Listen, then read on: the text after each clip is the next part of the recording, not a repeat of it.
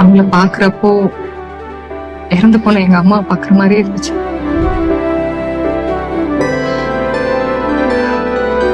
என் family பரம்பரையா செங்கல் சூழலையே குத்துனமையா வாழ்ந்துட்டாங்க.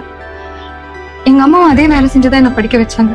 நல்ல வேலைக்கு போயிட்டு எங்க அம்மாவை நல்லா பாத்துக்கணும்னு ரொம்ப ஆசைப்பட்டேன். நானும் படிச்சு நல்ல வேலைக்கு போனேன். நல்லா சம்பாதிச்சு எங்க அம்மாவை நல்லா பாத்துக்கணும்னு ரொம்ப ஆசைப்பட்டேன். ஆனா எனக்கு கொடுத்து வைக்கல. நான் நல்ல நிலைமையில இருக்கும் போது எங்க அம்மா இறந்துட்டாங்க. கமலாம்மா பார்க்கும் போது எங்க அம்மாவை பாக்குற மாதிரியே இருந்துச்சு. எங்க அம்மா இப்ப இருந்திருந்தா கமலாம்மா மாதிரி தானே இருந்திருப்பாங்க. நான் என்னதான் இவ்வளவு நல்லா சம்பாதிச்சாலும் எங்க அம்மாவை நல்லா பாத்துக்க முடியலன்ற ஒரு ஏக்கம் எனக்குள்ள இருந்துட்டே இருக்கு தினேஷ். கமலாம்மா என் கூட இருக்கும்போது எங்க அம்மா என் கூடவே இருக்கிற மாதிரி இருக்கு. அதான் எங்க அம்மாக்கு நான் என்னெல்லாம் செய்யணும்னு ஆசைப்பட்டனும் அதெல்லாம் கமலாம்மாவுக்கு செஞ்சு சந்தோஷப்பட்டேன். அது தப்பா தினேஷ்? நான் அவங்கள வீட்டு வேலைக்கு தான் அனுப்புனேன். ஆனா யார் செஞ்ச புண்ணியமோ தெரியல, அவங்க உங்கள்கிட்ட வந்து சேர்ந்துருக்காங்க.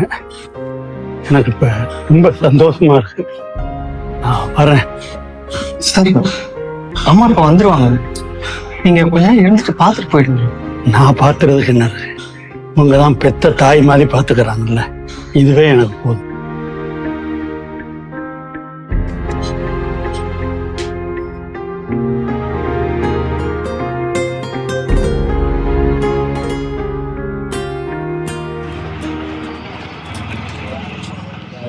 ஐயா, நீங்களா? நல்லா இருக்கியா கமலா? நான் ரொம்ப நல்லா இருக்கேங்கய்யா.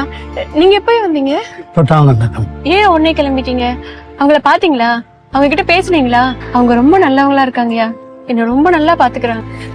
எனக்கு எல்லாம் தெரியும் கமலா, உன்னை பார்த்தேன்ல, அதுவே எனக்கு போதும். நான் போயிட்டு வரேன். சரிங்கய்யா, ஊர்ல எல்லாரும் கேட்டேன்னு சொல்லுங்க. கண்டிப்பா சொல்லுங்க.